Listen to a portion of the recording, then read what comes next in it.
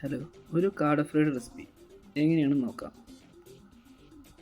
കാശ്മീരി മുളകും പൊടി, എരിവുള്ള മുളകും പൊടി, മല്ലിപ്പൊടി, ചിക്കൻ മസാല, മഞ്ഞൾപ്പൊടി, ഗരം മസാല, കുരുമുളക് പൊടി, പിന്നെ ചില്ലി ഫ്ലേക്സ്, ഇഞ്ചി വെളുത്തുള്ളി പച്ചമുളക് കൂടി അരച്ചതാണിത്.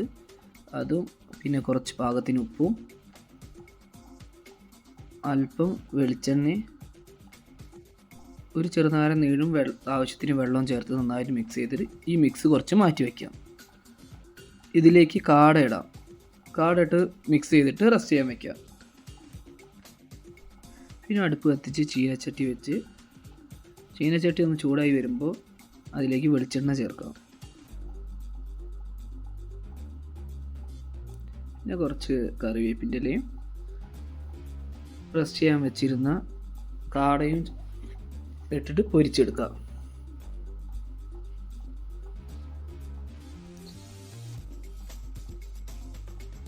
ഞാനൊരു 7 കാടയോളം എടുത്തിട്ട്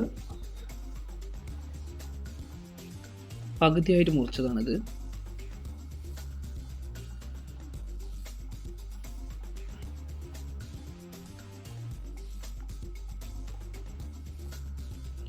രണ്ട് സൈഡും നന്നായിട്ട് വെന്ത് വന്നു കഴിഞ്ഞിട്ടുണ്ടെങ്കിൽ വറുത്തത് കോരിയിട്ട് വേറെ പ്ലേറ്റിലേക്ക് മാറ്റി വയ്ക്കാം. നമുക്ക്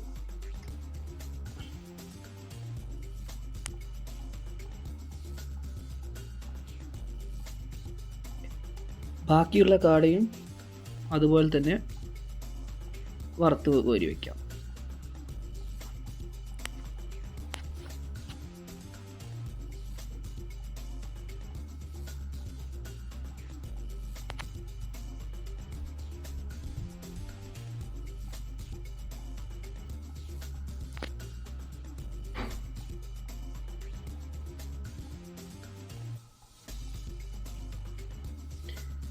ഇനി ഈ എണ്ണയിൽ തന്നെ നമുക്ക് ഒരു 4 പച്ചമുളക് അരിഞ്ഞത്, കുറച്ച് കറിവേപ്പിൻ്റെ ഇല, ഒരു വലിയ തക്കാളി ചെറുതായിട്ട് അരിഞ്ഞത്,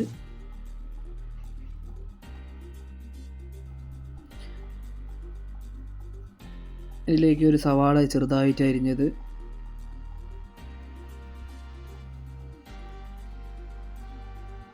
പാകത്തിന് ഉപ്പും ചേർക്കുക. മിക്സ് ചെയ്തിട്ട് അടച്ചു വെച്ച് വേവിക്കുക.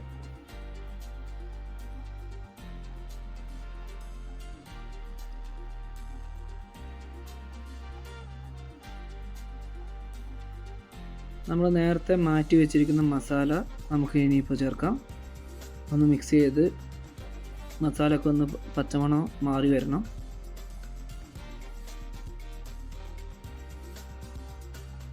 ഇതിലേക്ക് മല്ലിച്ചപ്പ് ചേർക്കാവുന്നതാണ്.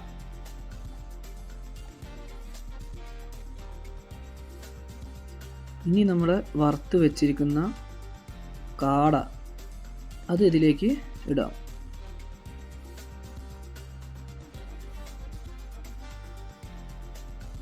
കുറച്ച് മല്ലിച്ചപ്പ് ഉണ്ടായിരുന്നു, അതും ചേർത്ത്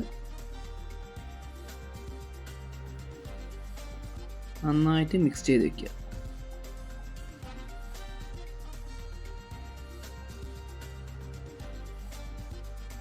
തക്കാളിയും ഉള്ളിയും ഇതൊക്കെ ഇതിൽ നന്നായിട്ട് മിക്സായിട്ട് വരണം. എന്നിട്ട് ഒന്ന് അടച്ച് വെച്ച് വേവിക്കാം. ഒരു 2-3 മിനിറ്റ് മീഡിയം ഫ്ലെയിമിൽ.